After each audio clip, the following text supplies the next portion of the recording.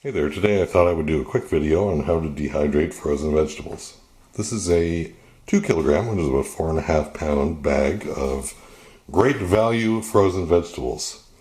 I think they were about $3 at Walmart. We're in Canada, so you can adjust your prices accordingly for your local market. But these are a great thing. Once you dehydrate them, you don't require any refrigeration. You can throw them in a canning jar and add them to soups and stews, or rehydrate them and serve them to your family as vegetables. So what I'm going to do in this video is just show you how to lay them out and give you a couple of tips.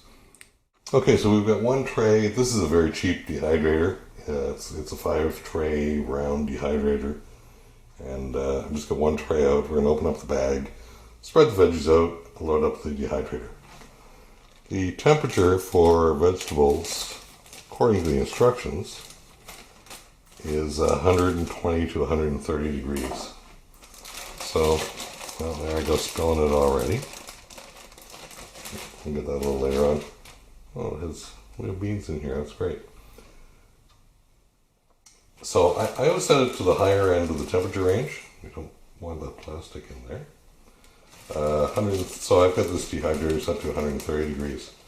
I haven't had the dehydrator for very long, but my experience with it so far is that it's kind of hit and miss as far as how long it takes to do things. So banana chips, I've done quite a few. They seem to take an awfully long time. But conversely, I did some carrots and some celery. We had a good deal on carrots and celery at the local market.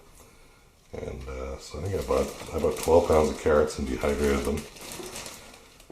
And about 4 bunches of celery. And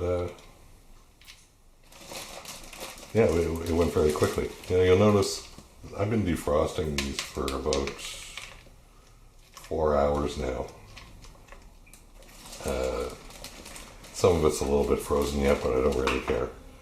And you will also notice that some of it's falling through the slots in the bottom.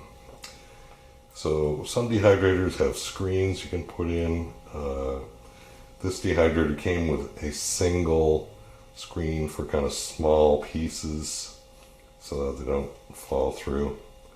I don't really care. I'm just going to collect up what falls through and put it in on the top, because I only have one screen for the dehydrator.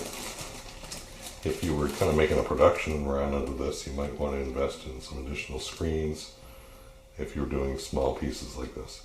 Basically, I'm trying to get everything about 1 to 2 layers deep and get it well spread out, and then we'll pop it on the dehydrator.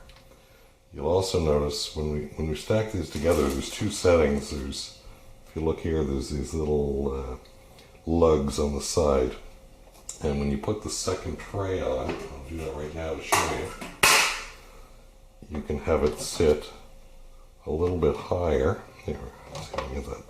So that's a little bit higher setting, or if you rotate it, it'll go down. This won't go down because there's stuff in the way. So when you set these rings, you have to set them on the higher setting so you get some airflow.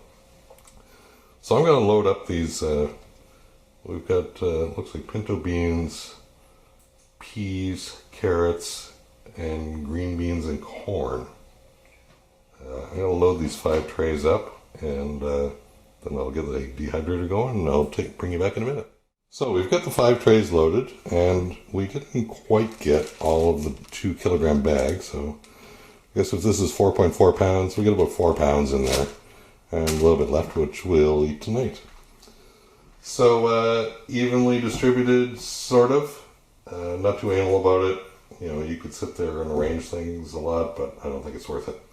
What you will find happening as this dries is the smaller bits will fall through the cracks, and you'll end up with a whole bunch of peas and corn at the bottom. It's not a big deal. It won't burn. It won't catch on fire.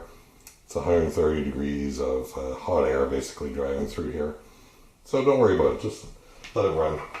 The important thing is to put the lid on, and for this dehydrator you can see through it, which is nice. So you don't have to take the lid off to check the progress.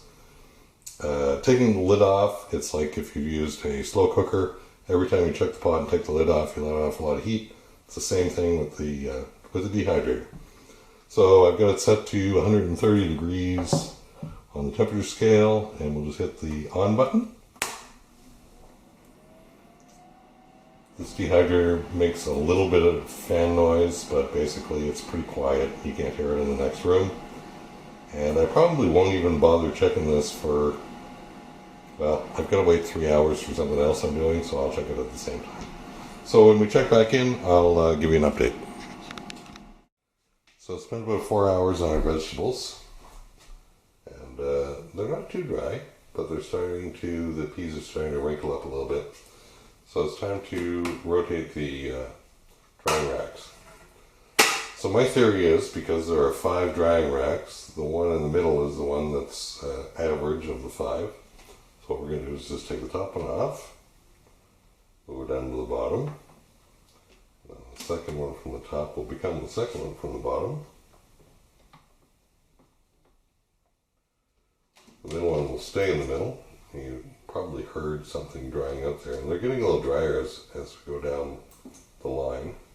You can probably see that these look a little drier than the top ones. We'll pop that on there. And this one's actually quite dry. It's going to go back up to the top. And what you'll find is at the bottom of the dehydrator, all the little bits that really dried out and fell through the holes are there. And we're just going to leave them there for the duration of the drying process. It won't make any difference. They can't get any drier than dry. So we'll pop it back on.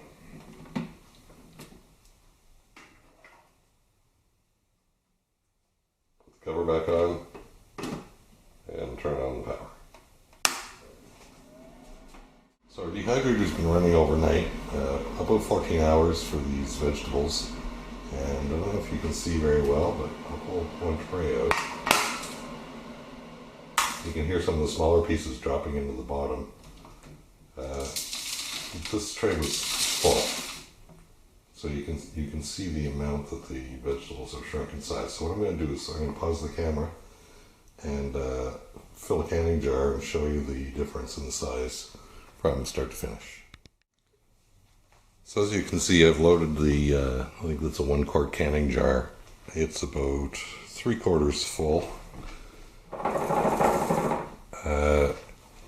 We started with a 2 kilogram bag. I pulled another one out just for size comparison, so you can see it there. That's about 4.4 pounds. And we actually fit about 4 pounds into the dehydrator. So that 3/4 of a quart jar represents 4 pounds of vegetables. I should also show, I mentioned yesterday or earlier in this video, the 2 accessories that come with this relatively cheap dehydrator. This one, which is unfortunately a little bit stained from some spaghetti that I dehydrated, is the fruit roll-up tray. Unfortunately, it only comes with 1. And Canadian Tire, where I bought this, does not sell accessories. And this is the second tray, which is intended for smaller bits that tend to fall down through the cracks when you dehydrate them, like these vegetables. So we're set up for round 2. I've put the other 2 kilogram bag. I managed to get the whole bag in. I loaded the top tray a little higher this time. Should also mention that earlier in the video I said that those were pinto beans, or in fact lima beans. So the ingredients in this particular bag are carrots, peas, whole kernel corn, cut green beans, and lima beans. And for those of you who are interested, per half cup serving, which is 85 grams, the non-dehydrated version of this product contains 50 calories, 0 fat, 0 cholesterol, 35 milligrams of sodium, 10 grams of carbohydrates, 3 grams of fiber, 3 grams of sugars, and 2 grams of protein. So as you can see, I've emptied the dehydrator and transferred all the dehydrated vegetables into a half-gallon canning jar. So that's pretty good, about 4 pounds of vegetables in there, and if you watch my next video, you'll see how they get cooked with. Thanks very much, and have a great day.